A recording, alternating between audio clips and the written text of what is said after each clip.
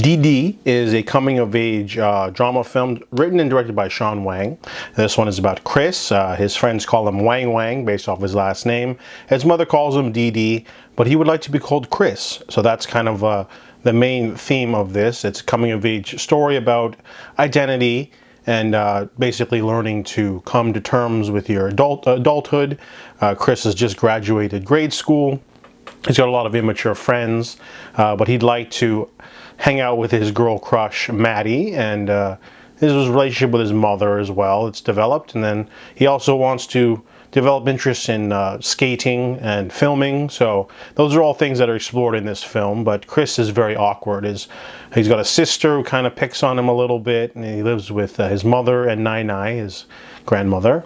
However, his father's always in Taiwan working, so he doesn't have a positive role model that spends enough time with him, and he feels isolated. He doesn't have enough friends. He lacks a lot of confidence, and that's sort of the main conflict of the movie, where, you know, most people would just be like, oh, just do the thing, just, you know, hang out with them, just kiss the girl, just do that. And he has trouble, you know, emoting and opening up because he's just really introverted and really awkward. You know, we've all been there when we're teenagers. You know, it's definitely not an easy thing, but this movie's very low-key. It's not hilarious, but it is a very nice realistic sort of look in 2008 too as well. This movie's probably based off of the director's own story, but what follows is a really charming and simple story about a young man coming to terms, growing up a little.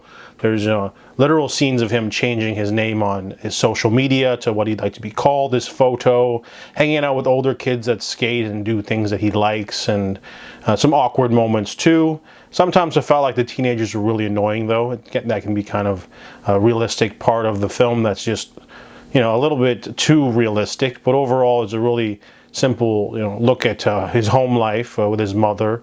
Lots of Asian identity, lots of stuff that I identified with. For example, I used to have a friend who had the same sort of living situation where his father worked overseas, and he lived with his mom and his sister. There's moments that Chris has with his own mother that reflect mine too. So definitely a worthy, solid film.